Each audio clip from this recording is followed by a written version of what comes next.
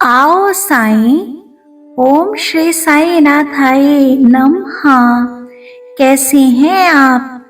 मालिक करे आप हमेशा खुश रहें और आपकी जो भी मनोकामनाओं साईनाथ जल्दी ही दीपावली से पहले पूरी कर दें। आपके घर में भी खुशियां आ जाएं।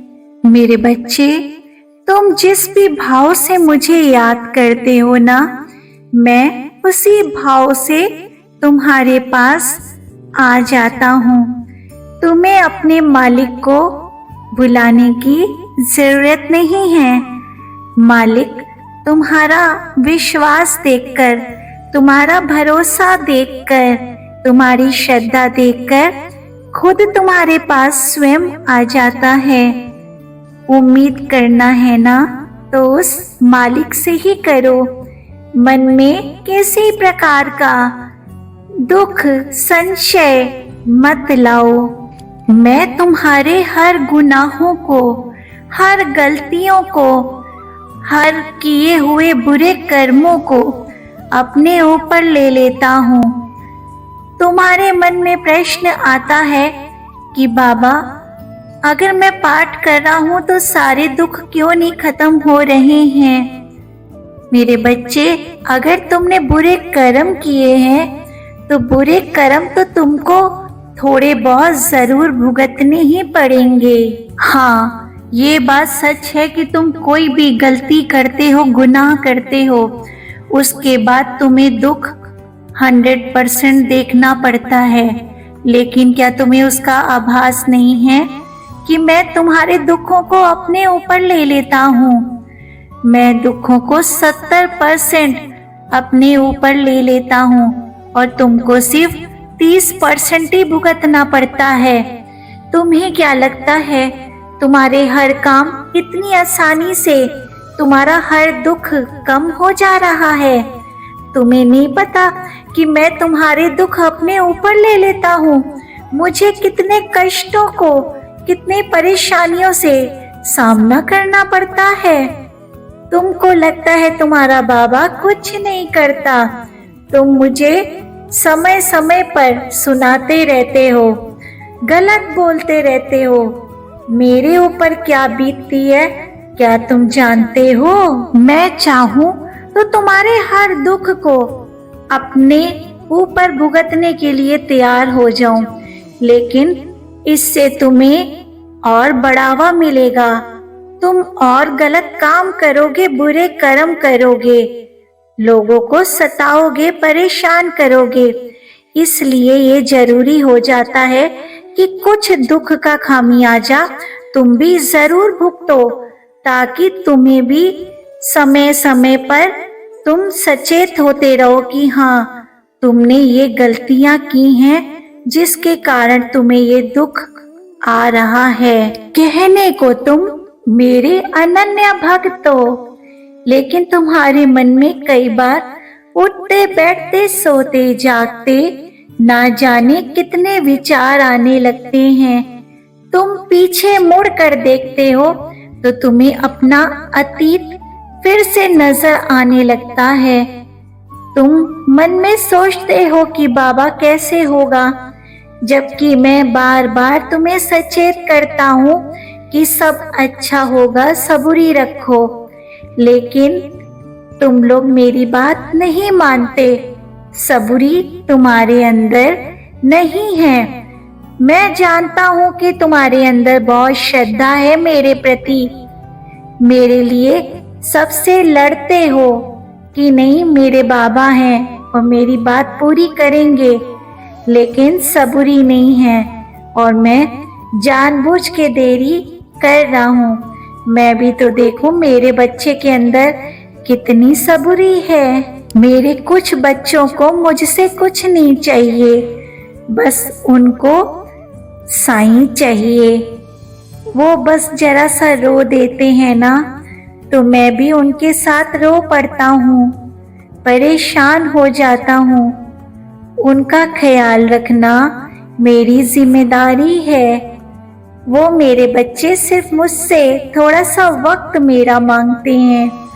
मेरे चरणों में अपना सहारा ढूंढते रहते हैं। दुख हो या खुशी, उनकी आंखों में सिर्फ साईं साईं साईं नाम ही रहता है। मेरे बच्चे, कभी कभी ऐसे हालात बन जाते हैं कि मैं लोगों की पीड़ा, लोगों के दुख दूर करते करते मैं अपने मन की शांति खो बैठता हूँ।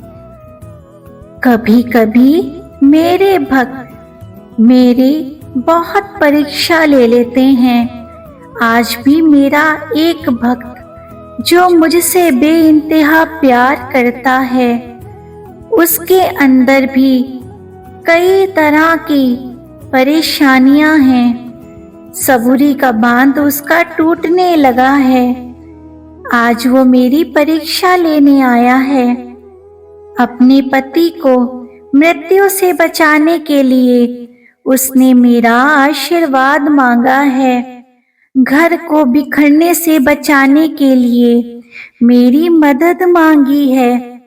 मैं उसे कैसे आशीर्वाद ना दूं? सब तो मेरे बच्चे हैं। मैंने उसे आशीर्वाद दे भी दिया है। मेरे आशीर्वाद की लाज रखना ईश्वर। ईश्वर के आशीर्वाद और मार्गदर्शन के बिना कोई भी व्यक्ति अपनी मंजिल तक नहीं पहुंच सकता। मेरी मंजिल है लोगों को करुणा, भक्ति मार्ग पर लाना। लोगों के अंदर अन्याय, अत्याचार, अविवेक, अनाचार जैसे शत्रुओं का दमन करना, उनको दमन का पाठ पढ़ाना, लोगों के दुख दर्द, उनकी वेदना, उनकी पीड़ा से उनको राहत दिलाना और लोगों का उद्धार करना, यही मेरा काम है और यही मेरी जिम्मेदारी भी है। जो सच्चे होते हैं ना, उनके कदम कभी नहीं डगमगाते और जिनके कदम लड़खड़ा जाते हैं, डगमगा जाते हैं, वे सच्चे होते ही नहीं। सच्चाई का रास्ता तो एक अग्नि पथ की तरह होता है, एक व्रत होता है, एक तपस्या होती है। जो इस व्रत के साथ, अग्निपथ के साथ अपनी तपस्या पूर्ण कर लेता है ना, उसको मालिक का साक्षात्कार हो जाता है। उसके ऊपर मालिक की हमेशा की कृपा बन जाती है। मेरे बच्चे, मैं तुमको किस्मत के हालातों के सहारे नहीं छोड़ूंगा। तुम्हारी किस्मत के लिखे बुरे वक्त को मैं खुशियों में, सुखों में बदल दूंगा, क्योंकि तुमको सिर्फ मुझ पर विश्वास है और मैं तुम्हारे विश्वास की हमेशा लाज रखूंगा। तुम्हारे ऊपर आए हुए संकटों को मैं आने से पहले ही दूर कर दूंगा। मैं ऐसे बच्चों पर हमेशा प्रसन्न रहता हूँ जो मेहनत करके धन कमाते हैं, जिनके अंदर कुछ करने की चाह होती है, लगन होती है।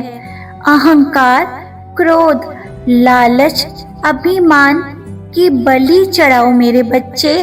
विश्वास करना है ना, तो उस सर्वशक्तिमान ईश्वर पर करो। देगा तो सिर्फ ईश्वर ही देगा और किसी की देने की इतनी सामर्थ्य नहीं है कि तुम्हारी खुशियां तुमको वापस ला सके।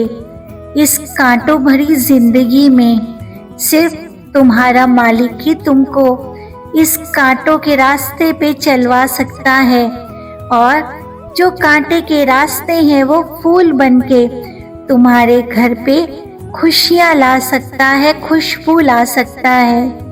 बस करना है तो उस मालिक पे विश्वास करो। सबका मालिक एक।